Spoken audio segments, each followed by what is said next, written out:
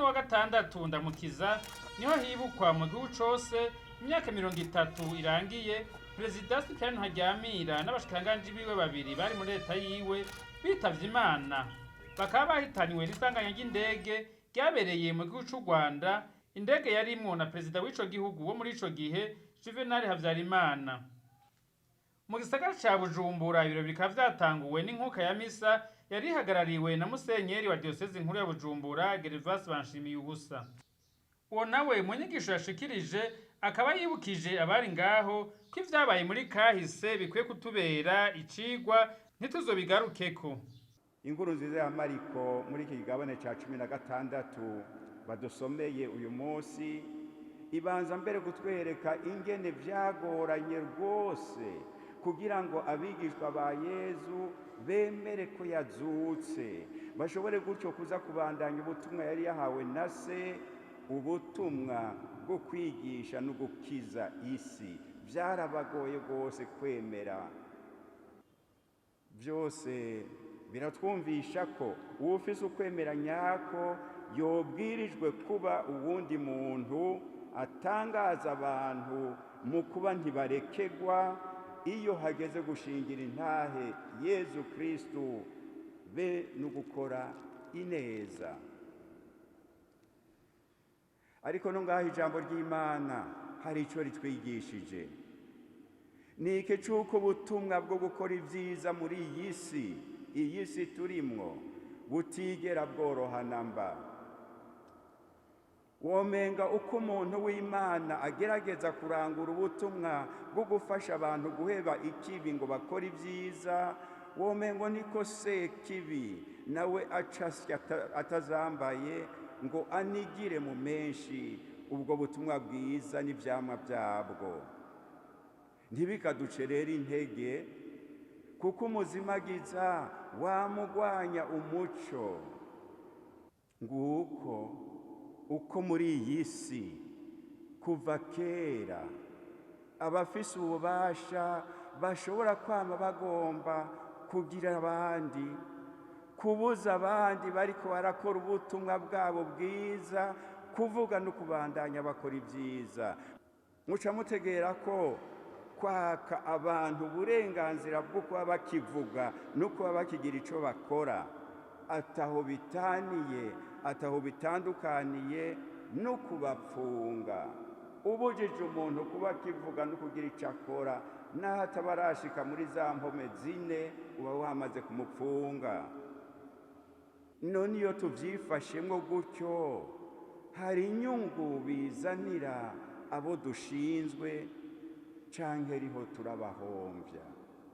Ku batabizi, mu gihe Perezida Cyprien Ntaryamira nyene cubahiro yagenwa ngo atware igihugu, twari mu kaga kuko hari harabaye nyene abantu bari bishizemwo ko ari bo bonyene bashoboye kandi babwirizwa gutwara gushika ku muhero w'isi, ku buryo hagize abatari muri bo bavyura umutwe ngo nabo bagomba gutwara, baca babacinyiza no kumena umutwe bakawumena.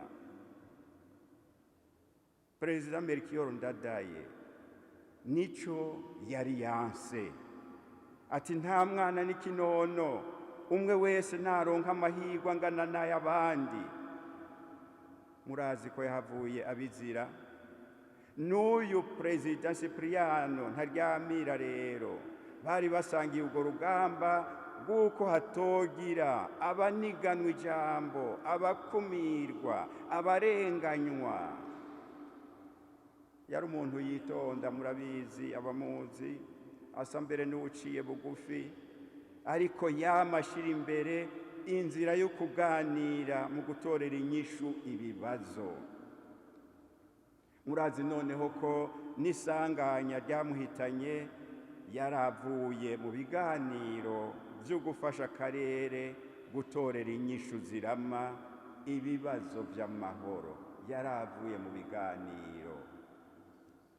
Ivyo rero turiko turavuga n'ivyabaye mu gihe cabo ba Perezida Cyprien n'ababakumira bari ku butegetsi.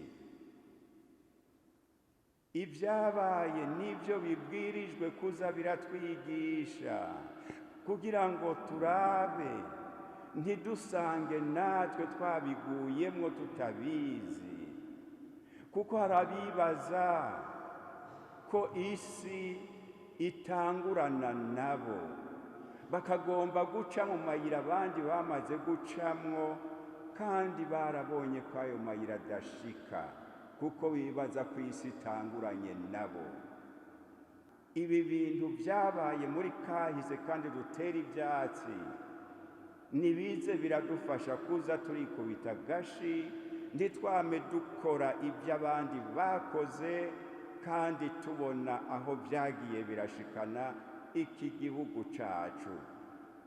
Inyuma y'iyo nkuka ya misa haciye hakurikira gushira ingori z'amashugwe ku ntatemwa ya Sipiriyano Ntaryamira n'abashikiranganji biwe babiri Simbizi Siriyake na Ciza Bernard. Hakaba hatanguye umukuru w'igihugu n'umutambukanyi wiwe, hakurikira abaserukira ibihugu vyabo hano mu Burundi, hanyuma imiryango y'abo bahisi. Umugirwa gushirako ingori z'amashugwe kuri zo ntatemwa ukaba wasozerewe n'imigambwe yemewe n'amategeko mu gihugu c'u Burundi.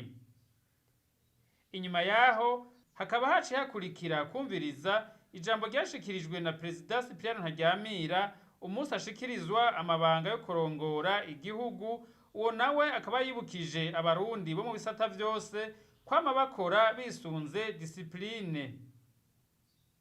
Mu gihe ariko hibukwa imyaka 30 Perezida Sipiriyano Ntaryamira yitavye Imana, urongoye umugambwe Sawanya Frodebu akaba asaba leta y'u Burundi gufasha kugira ngo ibijanye n'urupfu rwahitanye ubuzima bw'umukuru w'igihugu bija habona.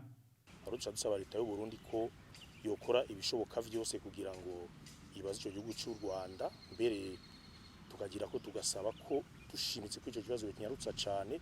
Hariho umuryango avamwo, hakaba n'umugambwe Sawanya Frodebu aho yavamwo, aho bose batya gushumbushwa ndetse n'igihugu cy'u Burundi bakabaza n'ijya ndege ko yarafise assurance, tukumva ko iyo assurance ataco yoba irakora gushika ubu. Mugabo turasaba by'umwihariko ko igihugu cy'u Burundi cyo kurikirana ico kibazo mu maguru masha bakaduhinyisha. Mbere tugira ko dusaba ko murabona ko mw'ijya nama nyeri cubahiro Ntaryamira yaravuye kurondera amahoro n'umutekano kugira ngo barabe ko impunzi zari zarahunze ishobora gutaha.